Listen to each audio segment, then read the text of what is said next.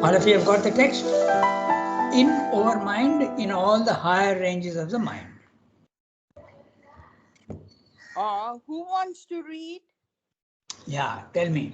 Archanaji's throat is still not okay, so we won't ask her to read. Okay, I don't mind reading. Okay, you can start.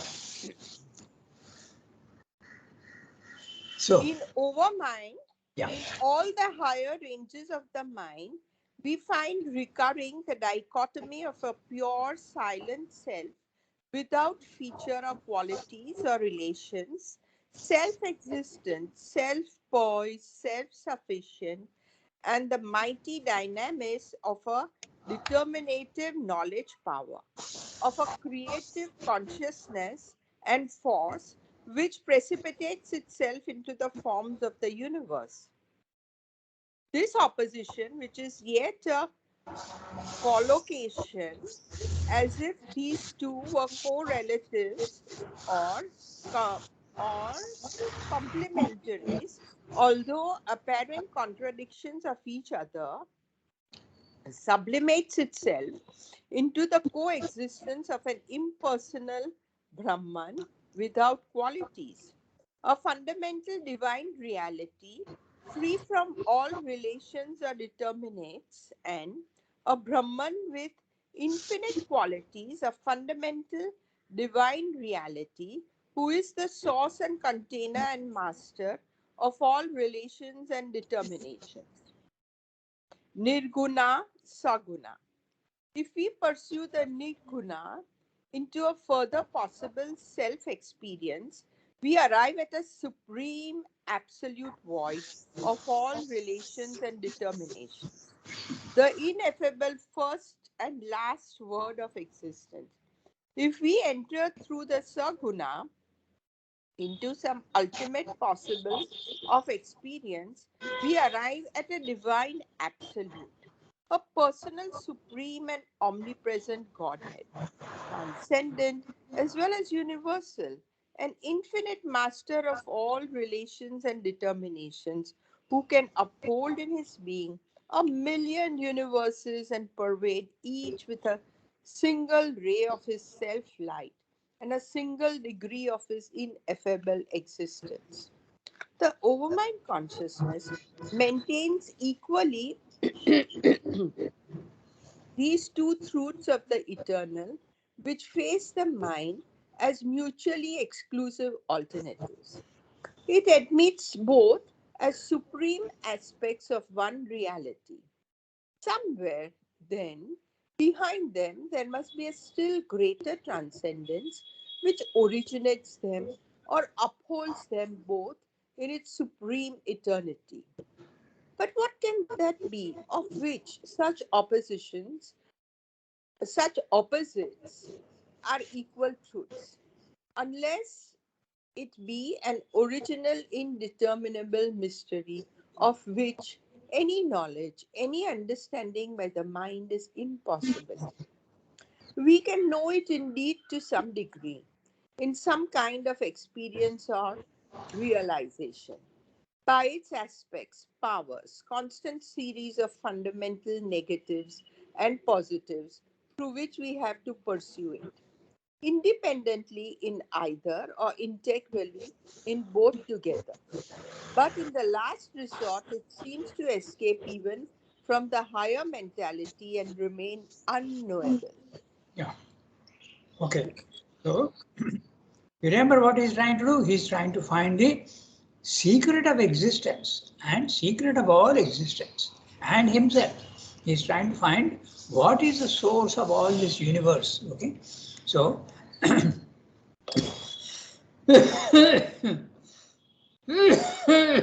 sorry. So, he has told you that I'm sorry. He has told you that in the overmind consciousness, when you go, you keep going higher and higher from the higher mind, 11th mind, intuitive mind.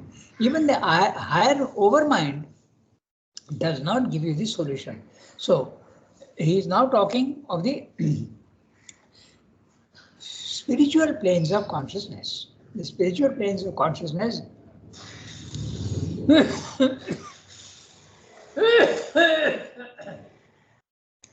are the four planes which he describes as higher mind, illumined mind, intuitive mind and overmind. Overmind is the highest. So even there, the solution is not there. Why it is not there? Because there are two possibilities. One is the saguna and the other is the nirguna. So which one is the reality? So obviously you have to go to a third level, because why you have to obviously go to a third level?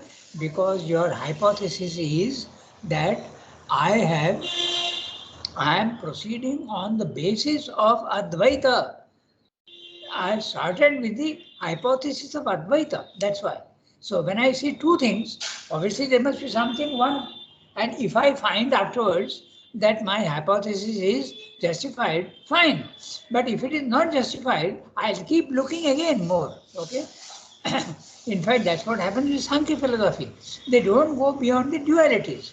They are very, very satisfied with the spiritual planes of consciousness. Yes, Saguna and Nirguna are the ultimate reality. The ultimate reality is double, not single. That's the Sankhya philosophy. There is Prakriti and there is Purusha.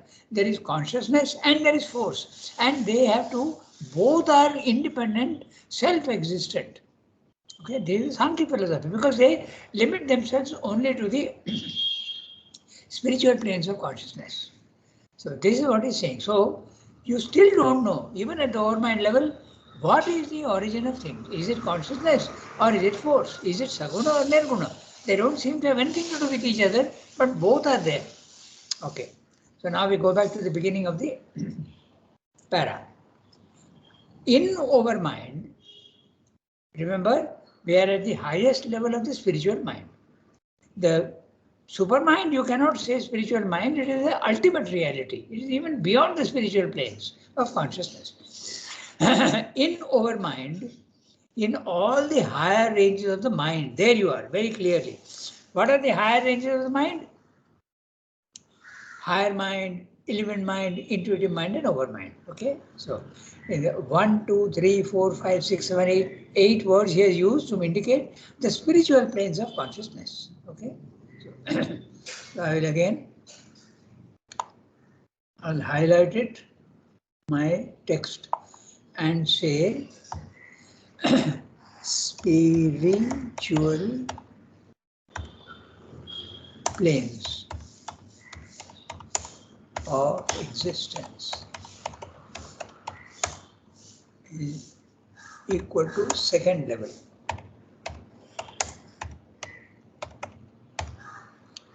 Okay, so he's saying in the overmind, we find recurring constantly.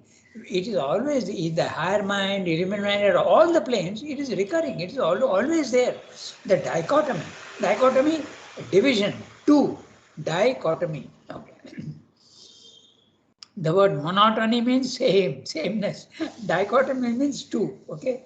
Then, of a pure silent self, without feature or qualities or relations, self-existent, self-poised, self-sufficient, and the mighty dynamism of a determinative knowledge power hyphenated, of a creative consciousness and force which precipitates itself into the forms of the universe. So, what's he saying? He's saying that I can see even at the overmind level, there are two realities which don't have anything to do with each other. One is a self, the silent, featureless, inactive, immutable, infinite, eternal featurelessness. This is the nirguna. In Sanskrit, guna means qualities or features. So nirguna, there is absolutely no qualities or features there at all. It is just one blank, huge ocean. Even that ocean is something. It is not even an ocean. It's an ocean of nothingness, apparently, but it contains everything. That's the self. So on one side, I see the self. But what do I see? On the other side, I'm seeing not only consciousness, but I'm also seeing force. But they don't seem to have anything to do with each other. This force is, he's explaining, okay? Look at the words, huh? Each one is descriptive of the self. Pure, Pure means one. Because if there are two, it's not pure anymore. There is a difference. Silent, inactive, okay? Self. Without feature or qualities or relations. Relation also is not possible in something which is one. Self-existent. It doesn't depend on anything. It is not caused, it is self-caused, self-poised, self-sufficient. Okay? Then, and the mighty, the other, what is the other one? The mighty dynamics of a determinative knowledge power. Knowledge power, Chit Shakti. This Chit Shakti is determining all the forms in the physical world. It has the power to make forms, determinate forms. And what is it? It's a mighty dynamics, a huge infinite force. And it is it's a creative consciousness and force which precipitates itself into the forms of the universe. So you are seeing that there is force. It's a cosmos which is entering, this force is entering into all the things that it has created. So two different things altogether having nothing to do with each other. On the one side, a silent oneness. On the other side, a dynamic, mutable manyness, if you want, multiplicity. These are the two things that you see. This opposition, which is yet a collocation. Now, that's interesting. Although they are opposite to each other, they are always together. That's a Sankhya philosophy. Okay? They are together, and together they create this. That's why I said they use word knowledge power. Knowledge power means Chit is there, but also Shakti is there. Okay. So this is what you are seeing, and the Sankhya philosophy says that when the Chit Shakti come together, Chit and Shakti come together, they create the world. When they are not together, there is no creation of the world. Then you realize the self. In the self, there is no creation. You are not creating, but you see the physical world separately going on, moving, going on, being mutable.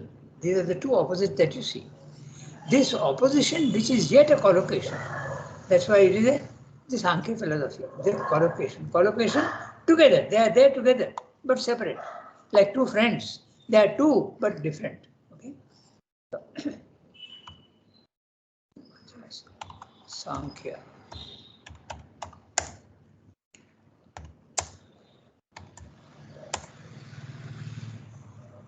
I am entering some notes. Separate, yet always together.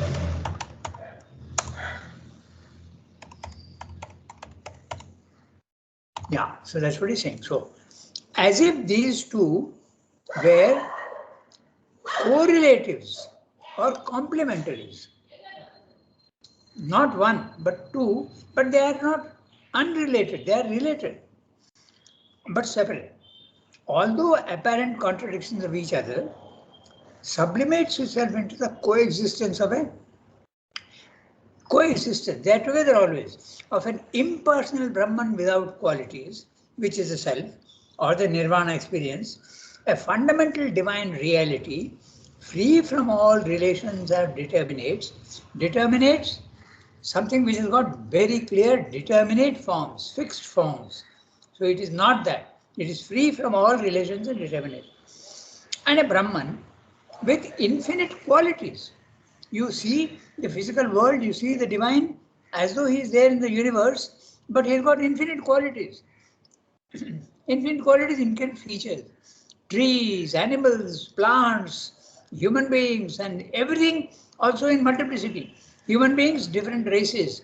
Plants, different fruits, different everything.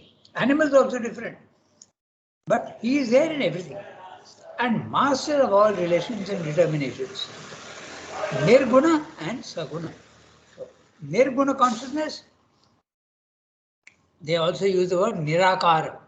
Akara is form and Nirakara. Long ago we had a student here whose name was Nirakara. Okay, Nirakara. So that is the featurelessness referred to the self. So Nirguna and Saguna. You see a personal divine, that's what he's going to tell you. Saguna, he's got all features. Okay. So, if we pursue the Nirguna into a farthest possible self-experience, we arrive at a supreme absolute, void of all relations and determinations. The ineffable first and last word of existence. This is the Buddhistic path. The Buddhistic path, dissolve yourself into nothingness and disappear. Finished. Your all problems of suffering and pain will end. You have gone back to where you came from. The river is now merging into the sea, and in the sea, there is only the sea. There is no more identification of this river anywhere. The river has disappeared into the sea. That's the Buddhistic path. Who is the source and container and master of all relations. We read that, sorry. If we pursue the Nirguna into a farthest possible self-experience, we arrive at the supreme absolute, void of all relations and determinations, the ineffable first and last word of existence. But other possibility is there. If you go through the Saguna, if we enter through the Saguna into some ultimate possible of experience, we arrive at a divine absolute, a personal, supreme, and omnipresent Godhead. This is a personal aspect of the divine. If you go through Bhakti Yoga, or you go through, if you don't say that the mind alone is a reality, it's also the heart, then you will come to the omnipresent Godhead. Okay? So, the personal divine, transcendent as well as universal. Okay, he is there everywhere. He is there in the universe. He is also there outside the universe. This is the Purushottama of the Gita. In the Gita, you have 3 levels. Okay, the mutable Purusha, the consciousness which is constantly mutating in the physical world, is the Kshara Purusha. Kshara, mutable. Then, when you make your mind silent, you go to the Akshara Purusha. That's the self, the Nirguna. Then there is a third, which is the Uttama Purusha. That's what we're talking about here. The omnipresent Godhead, Uttama Purusha, even higher than the other two. And that Uttama Purusha, you can turn the words around and say Purushottama. Purusha Uttama, Purushottama. So you use the word Ishvara. Okay, he is a Lord, Master, King. He is ruling his kingdom. He is a person who has created everything. And this person is not only personal, but he is also impersonal. That's the highest level which you find in the supermind. Okay. But you don't find it in the overmind. In the overmind, there is still a dichotomy, a difference between the two. You see both, they both exist together, both are real, but there is no connection between them. There is a division. So, transcendent as well as universal. An infinite master of all relations and determinations, who can uphold in his being a million universes and pervade each with a single ray of his self-light and a single degree of his ineffable existence. This is a very descriptive phrase, because with one ray of his, he can produce the infinite universe. So in other words, there is a suggestion of many levels of infinities. With one single ray, he can produce this. So what can he do when he produces other rays? Okay? So, if we enter into Saguna, that's what he's saying, you are an infinite master of all relations and determinations, who can uphold in his being a billion universes and pervade each with a single ray of his self-light and a single degree of his ineffable existence. This is so different from our own that you have to really prepare your being to be able to face this reality. In fact, this is what happens also in the Gita. The Arjuna, when he sees the divine aspect of the universal aspect of the divine, he gets frightened. He says, no, show me your form. I don't want to see this terrible form. Okay, so you have to prepare yourself, and that preparation is so necessary.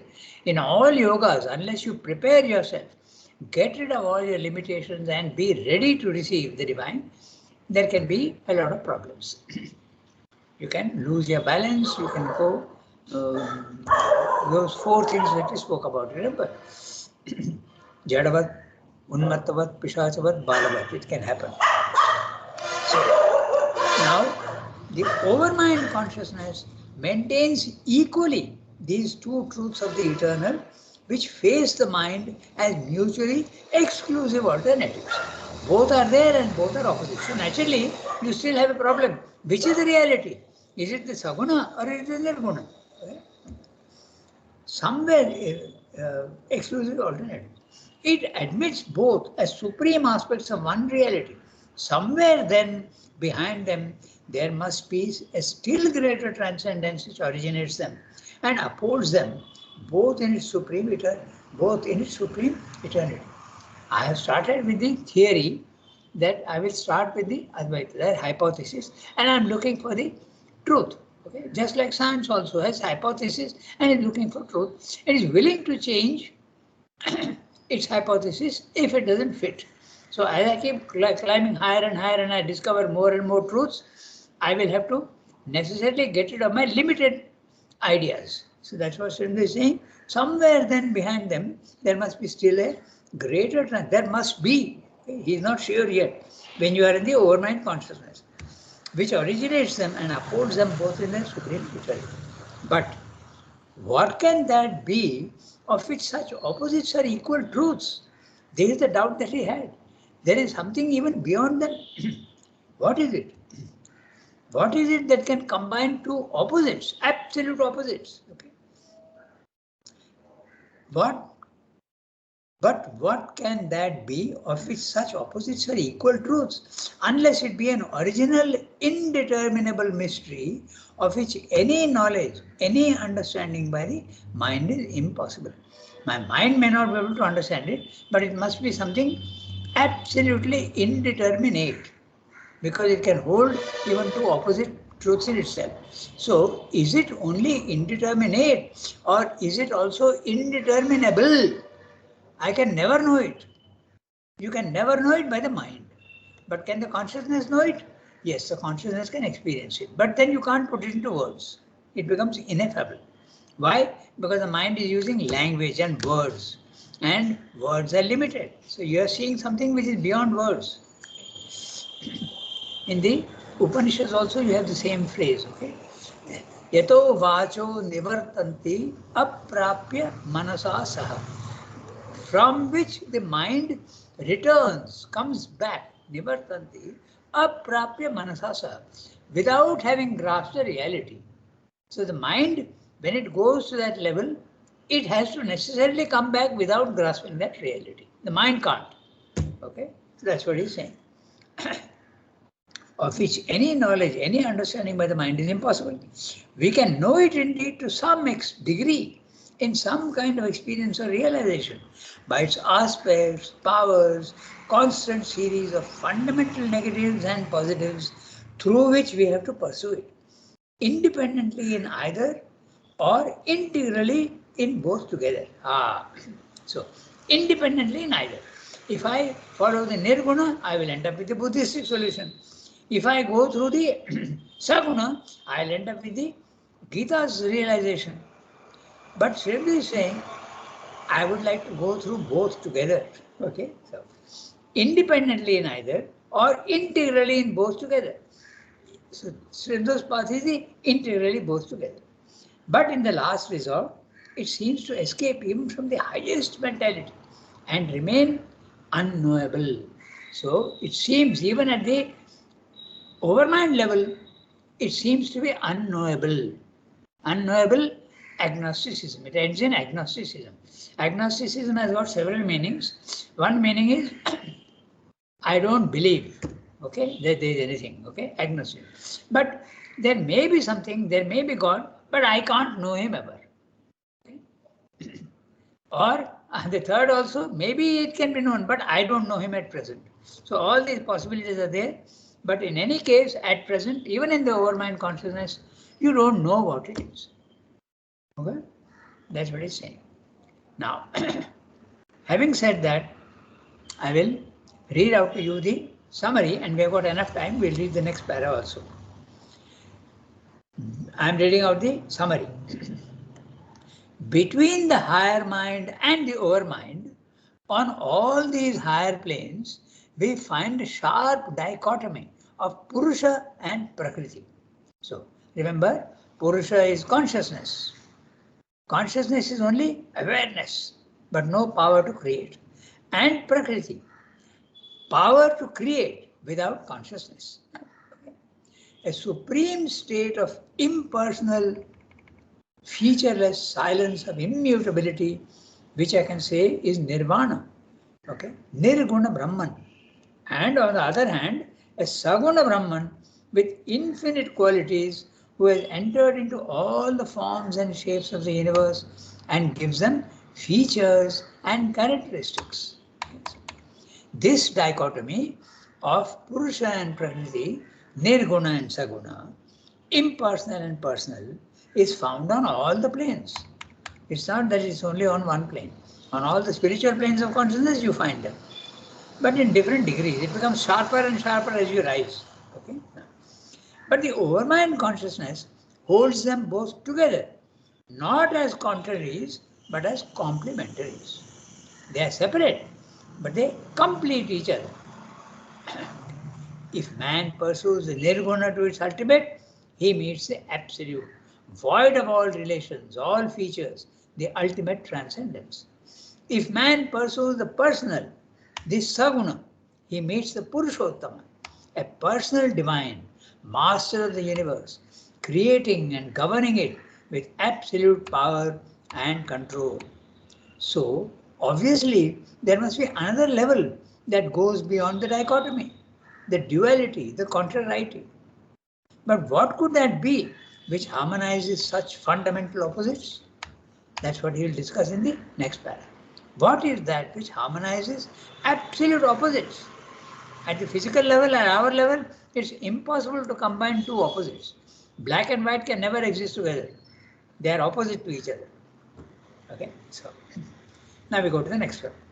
Yasmin read that. So now somebody else can read the next one. I will read. Okay, go ahead. But if the Supreme Absolute is indeed a pure and indeterminable, then no creation, no manifestation, no universe is possible. And yet the universe exists. What then is it that creates this contradiction, is able to effect the impossible, bring this insoluble riddle of self-division into existence? A power of some kind it must be. And since the absolute is the sole reality, the one origin of all things, this power must to proceed from it. It must have some relation with it, a connection, a dependence. For if it is quite other than the supreme reality, a cosmic imagination imposing its determinations on the eternal blank of the indeterminable, then the sole existence of an absolute Para Brahman is no longer admissible. There is then a dualism at the source of things, not substantially different from the Sankhya dualism of soul and nature. If it is a power, a sole power indeed, of the absolute, we have this logical impossibility that the existence of the Supreme Being and the power of his existence are entirely opposite to each other, two supreme, contra- contradictories. For Brahman is free from all possibility of relations and determinations. But Maya is a creative imagination imposing these very things upon it, an originator of relations and determinations of which Brahman must necessarily be the supporter and witness. To the logical reason, an inadmissible form of if it is accepted, it can only be a suprarational mystery, something neither real, not unreal, inexplicable in nature, anirvachaniya. But the difficulties are so great that it can be accepted only if it imposes itself irresistibly as the inevitable ultimate, the end and summit of metaphysical inquiry and spiritual experience. For even if all things are illusory creators, they must have at least a subjective existence, and they can exist nowhere except in the consciousness of the soul existence. They are then subjective determinations of the indeterminable. If, on the contrary, The determinations of this power are real creations. Out of what are they determined? What is their substance? It is not possible that they are made out of a nothing, a non-existence, other than the absolute. For that will, for that will erect a new dualism, the great positive zero, over against the greater indeterminable X we have supposed to be the, the one reality. It is evident, therefore, that the reality cannot be the rigid indeterminable. What is created must be of it, and in it, and what is of the substance also real, must itself be real. A masturbation is negation of the purpose is the sole outcome of the eternal truth, the infinite existence. It is perfectly understandable that the absolute is and must be indeterminable in the sense that it cannot be limited by any determination or any sum of possible determinations, but not in the sense that it is incapable of self-determination. The supreme existence cannot be incapable of creating true self-determinations of its being, incapable of upholding a real self-creation or manifestation in its self-existent. Okay, so 1.5 page para. So he is examining now the very peculiar situation in the overmind consciousness that there are two opposites, and if that is the ultimate reality, now he is using logic here. Okay, it's not experiences. You see both the realities. Now he is using logic. So I will do one thing. I will first read out to you the summary of what he is saying. Then we'll go into details. Okay, so now the overmind, you are seeing Saguna, Nirguna. You are seeing active Brahman, passive Brahman. You are seeing the personal and impersonal. If this absolute, which I am experiencing in the overmind consciousness, is indeterminable, immutable, what is the reality from which it is coming? This absolute above the overmind. Sorry, I made a mistake. It is over the overmind. If this absolute is indeterminable, immutable, it cannot produce the universe. Yet the universe exists. What then creates the opposition? If you think of the nirguna, then remember the nirguna is without action at all. If it is without action and without movement, how can it produce anything? It is eternally stable.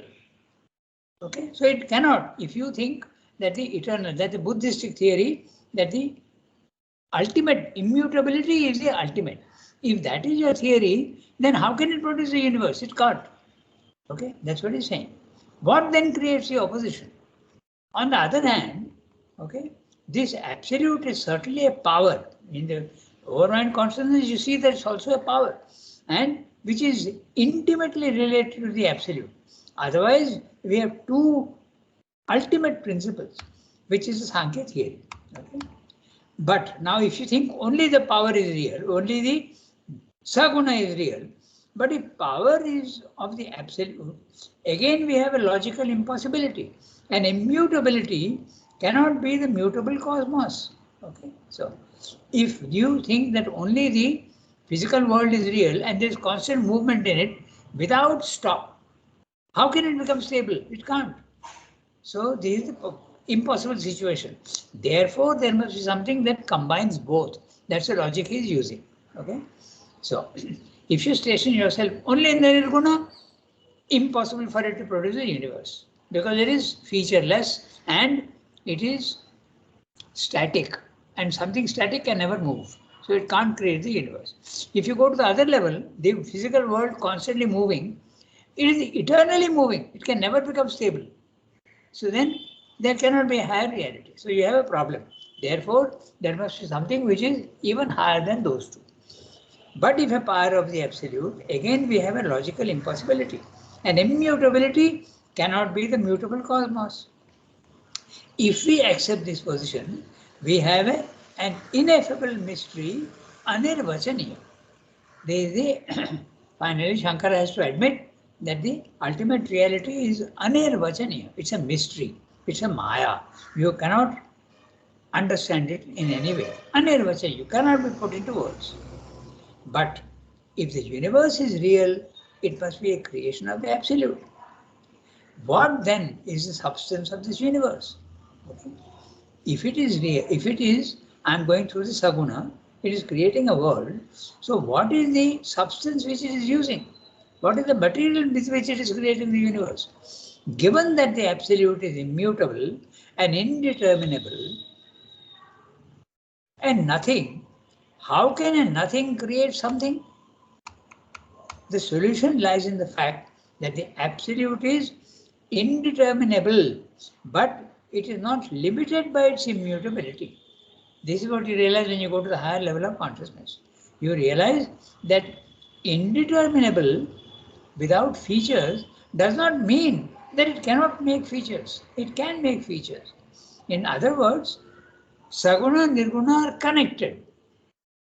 The other philosophies are saying unconnected. So they are saying go one step higher and you will see that there is a connection. It is free from indeterminability as well as its determinability. It can be both movement as well as non-movement. Okay, and that's only at the supramental level, not at the overmind level. Overmind level, they are opposites. This absolute is beyond all limitations. This is what he's saying. So you end up with the experience of the supermind. That's what this is by logic you are saying. Now you have to experience it. Okay, we have about 13 minutes left, so we can read also the next one. Oh, sorry, we have to discuss it, na? But discussing this will take a long time. What do we do? Is it enough to give the summary of what we have done? What shall we do? Decide. Or shall we read the next one? Overmind then gives no final and positive solution. To put it in very short phrase, overmind does not give you the solution to the origin of everything. And we have started with the idea that the origin of everything must be necessarily one, not two. Let Sankhya say whatever they want, let Buddhism say whatever they want, let Shankara say whatever they want. I still believe that the ultimate reality must be one. That's what Sridhar is saying. And we have to still keep looking. That's what happened on 24th November 1926. When Sridhar realized overmind consciousness, he saw that, oh, there is still a division between consciousness and force, between Purusha and Prakriti, between personal and impersonal. They are not one yet. So there must be something even higher up. So I have to keep trying to get that consciousness. That's why it is true. Okay? So, how big is the next one? Overmind then gives us. Oh, it's also a huge one. 2 pages. So, okay. We have got 10 minutes. No, we have got 6 minutes. I'll start reading, okay? From the beginning. But if the supreme absolute, I'm beginning the paragraph again, okay? So, but this is logic, by the way, 1.5 pages of logic, pure logic. But if the supreme absolute is indeed a pure indeterminable, so what's that? One word, nirguna. If the reality is, the ultimate reality is nirguna, then what happens? Then no creation, no manifestation, no universe is possible. Why?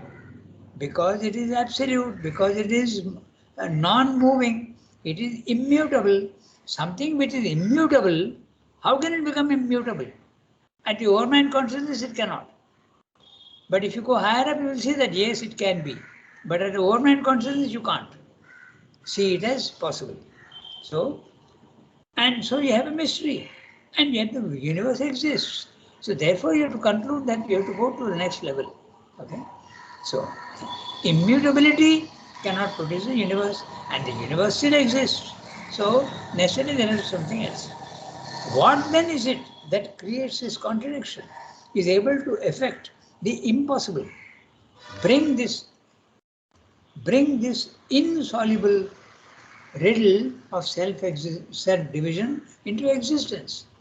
A power of some kind it must be. And since the Absolute is the sole reality, the one origin of all things, this power must proceed from it, must have some relation with it, a connection, a dependence. So, obviously, I have to conclude that the overmind consciousness is not the ultimate, because it is giving me two realities unconnected. So I can't think that there is a reality is like this dual, and it's confusing me. It must be the ultimate reality must be something which is absolutely convincing, and it must be absolutely, there should be no doubts at all in it. For if it is quite other than the supreme reality, a cosmic imagination imposing its determinations on the eternal blank of the indeterminable, then the sole existence of an absolute Parabrahman is no longer admissible. That's why the Mayavadic philosophy does not admit a Parabrahman. The Parabrahman is another word for the personal aspect of the divine, the Ishvara or the Purushottama. Note the word Parabrahman. Brahman is the self, and the self is found on the spiritual planes of consciousness. So there cannot be anything above that. If you are thinking that the Nirguna is the ultimate reality, if you think that the ultimate reality is Nirguna, it's impossible for it to produce the universe, and yet it is producing. Therefore, I have to think that there is something higher up, okay, of an absolute Parabrahman. He is using logic, as I said, is no longer admissible. There is then a dualism at the source of things, not substantially different from the Sankhya dualism of soul and nature. He is saying substantially different because the ultimate reality does not agree with the Sankhya, and there are many differences between the Sankhya. When we do the Gita, we'll see that, okay? In one chapter, the Gita uses the Sankhya philosophy but gives it a twist. It also uses the Karma Yoga but also gives it a twist, okay? So, from the Sankhya dualism of soul and nature. Equivalent words, soul, Purusha, okay, or consciousness also, and nature, Prakriti or force, okay. Equivalent words I am using. Soul you can equate with consciousness, and you can also equate it with the Purusha, and nature you can equate it with Prakriti and also force. So, if it is a power, that highest reality, if it's a power, the sole power indeed of the Absolute, we have this logical impossibility that the existence of the Supreme Being and the power of his existence are entirely opposed to each other, two supreme contradictions, contradictories. For Brahman is free from all possibility of relations and determinations.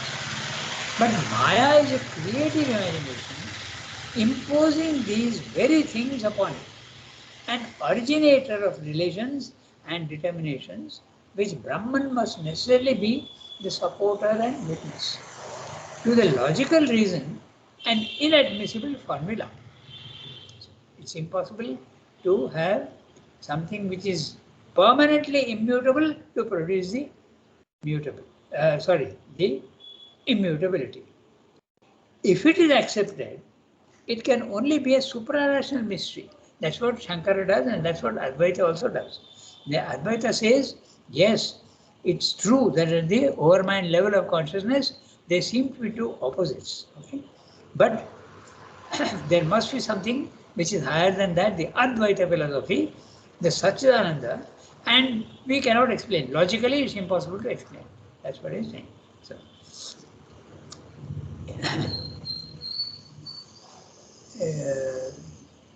an originator of relations and determinations of which Brahman must necessarily be the supporter or witness. To the logical reason, an inadmissible formula. But if you accept it, what happens? If you accept that this is there, it can only be a suprarational mystery, something neither real nor unreal. inexplicable in its nature, anirvachaniya. This real or unreal, you see even in the physical world. Okay? You see, the shadow is real and unreal at the same time. Okay? The blue sky, is it really blue? Well, it seems to be very blue. That's real. But if you go there, there is no blue. So, similarly, the rainbow. These are the three examples given to explain the Advaita philosophy, the anirvachaniya, the reality and the unreality of the world. Okay, so a logical reality. Then we have inexplicable in its nature, anirvachaniya. The Sanskrit word anirvachaniya is very clear. Nirvachaniya, describable. Anirvachaniya, impossible to describe. But the difficulties are so great that it can be accepted only if it imposes itself irresistibly as the inevitable ultimate, the end and summit of metaphysical inquiry and spiritual experience. So, the Swamiji is saying that if you accept it, you have to admit that the ultimate mystery is unknowable. Okay? End and summit of metaphysical inquiry and spiritual. For even if all things are illusory creations, they must have at least a subjective experience, and they can exist nowhere except in the consciousness of the soul existence. They are then subjective determinations of the indeterminable. So if you end up with the Mayavada theory, subjectively you are creating all these things. They don't have an objective reality. If, on the contrary, the determinations of this power are real creations, Maya, which is creating reality, and when is that possible? Only at the supramental level. If, on the contrary, the determinations of this power are real creations and not illusions, out of what are they determined? What is their substance? And they're asking. It is not possible.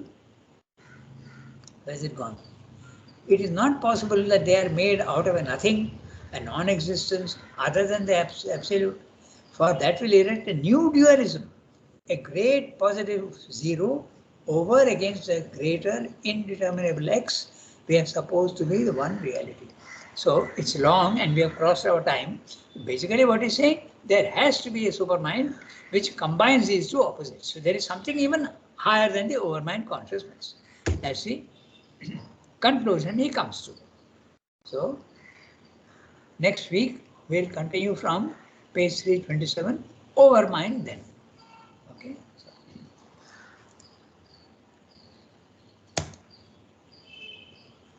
It's a little, a lot of logic and lot of thinking is involved. He's using logic here, but he's saying it's, if you want not to go through logic, it's very simple. Overmind is not giving you an satisfying solution. It is giving you a dual reality. But I don't want a dual reality. I want one reality which is absolutely different. So that is supermind. And therefore I have to keep looking even above the overmind consciousness. That's basically what we say. Okay, so we stop here today. Life Divine PP 327. 327, and we will begin with overmind then.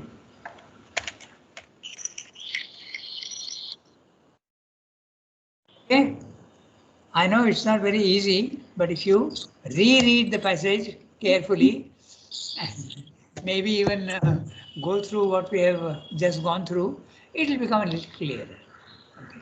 Sometimes we get lost in the details. That's why I read the summary very often. That helps.